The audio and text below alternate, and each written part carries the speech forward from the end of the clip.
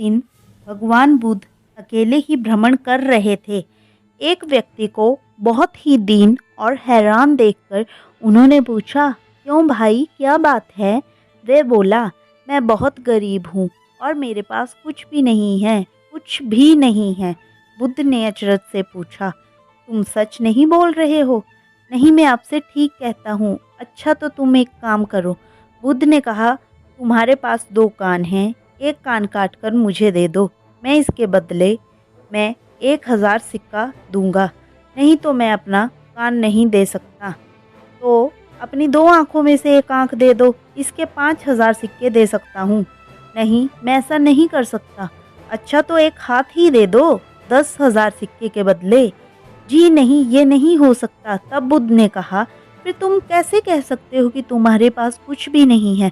तुम्हारे पास 1 दूने 2 यानी 2000 से ज़्यादा के कान हैं, 5 दूने 10, 10,000 से ज़्यादा की आँखें हैं और 10 दूने 20, 20,000 से ज़्यादा के हाथ हैं। जब कान, आँख और हाथ का इतना मूल्य है तो पूरे शरीर का जाने कितना होगा? व्यक्ति चुप हो गया। बुद्ध ने कहा, देखो तुम्हारे पास कितनी बड़ी दौलत है। जिसके पास अच्छी-अच्छी बातें सुनने के लिए कान हो, अच्छी-अच्छी चीज़ें देखने के लिए आँखें हों, अच्छे-अच्छे काम करने के लिए हाथ हों, भला उससे बढ़कर धनी और कौन हो सकता है?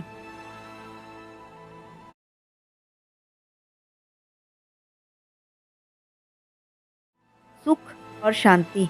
2500 साल पहले की बात है। बुद्ध एक गांव में ठहरे हुए थे।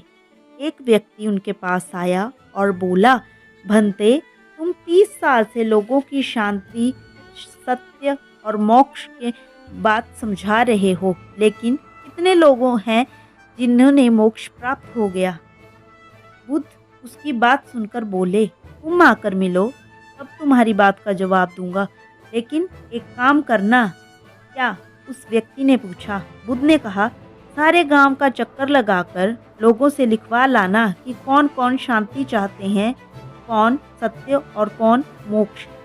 आपने ये अच्छा कहा भंते। वे आदमी चकित होकर बोला, कौन होगा ऐसा अभागा जो इन चीज़ों को नहीं चाहेगा? बुद्ध ने कहा, तुम एक बार पता तो लगाओ कि कौन आदमी किस चीज़ की कामना करता है।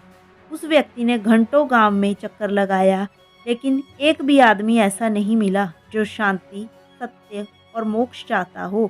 किसी ने कहा, मुझे रोगों से छुटकारा चाहिए।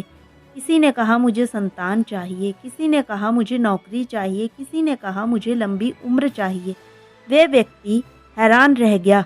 फिर बुद्ध के पास लौट आया, बोला, ये तो बड़ा अजीब गांव है महाराज।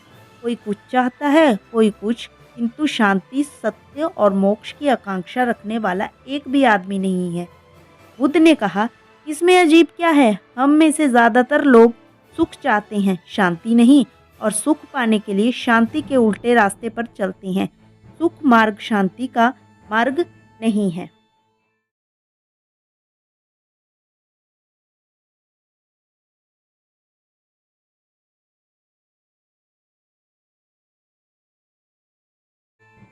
प्रेम का अमोघ अस्त्र। कौशल देश में एक बड़ा ही खूंखार डाकू रहता था। उसका नाम था अंगुलीमाल। लोगों को मार मार कर उनकी उंगलियों की माला उससे अपने गले में डाल रखी थी, इसलिए उसका नाम अंगुलीमाल पड़ा। उन दिनों कौशल में राजा प्रसेनजीत राज करता था। अंगुलीमाल के आतंक से वह बेहद परेशान था। उसे पकड़ने के लिए उसने अपनी पूरी सेना तैनात कर रखी थी। अस्त्रों शस्त्रों का उपयोग किया, लेकिन अंगुलीमाल उनके हाथ नहीं आया। एक बार राजा सेनजीत 500 सैनिकों को लेकर अंगुलीमाल को पकड़ने के लिए इधर उधर दौड़ धूप कर रहा था। उसने पता चला कि भगवान बुद्ध वहाँ विहार कर रहे हैं। वे उनके पास गया। उसके चेहरे पर हवाइयाँ उड़ रही थी। बुद्ध ने कहा, क्या बात है, इतने परेशान क्यों दिखाई दे रहे हो? क्या किसी राजा ने तुम पर आक्रमण कर दिया है? सेनजीत बोला, भंते, किसी ने हमला नहीं किया। मेरे राज्य में अंगुलीमाल डाकू ने तबाही मचा रखी है। मैं उसको पकड़ने की दिन रात कोशिश कर रहा हूँ। बुद्ध ने मुस्कुराकर कहा, वह तुम्हारी पकड़ में नहीं आया। अच्छा, ये बताओ कि यदि वह धर्मात्मा के रूप में तुम्हारे सामने आए तो तुम क्या करोगे? मैं उसका स्वागत करूँगा और उसकी सेवा तथा रक्षा करूंगा। प्रसेनजीत ने कहा। तब बुद्ध ने पास बैठे व्यक्ति की बाह पकड़कर उसे राजा के सामने कर दिया। बोले, ये रहा उंगली माल। प्रसेनजीत को काटो तो खून नहीं। वे थरथर कांपने लगा। बुद्ध ने कहा, राजन, अब तुम्हें इससे डरने की आवश्यकता नहीं है। इसके बाद प्रसेनजीत को पता चला कि भगवान बुद्ध के प्रेम और करुणा के आगे अंगुलीमाल नतमस्तक हो गया। उसे नया जन्म मिला है। अपनी खूंखार वृत्तियों को त्याग कर वह भिक्षु बन गया था।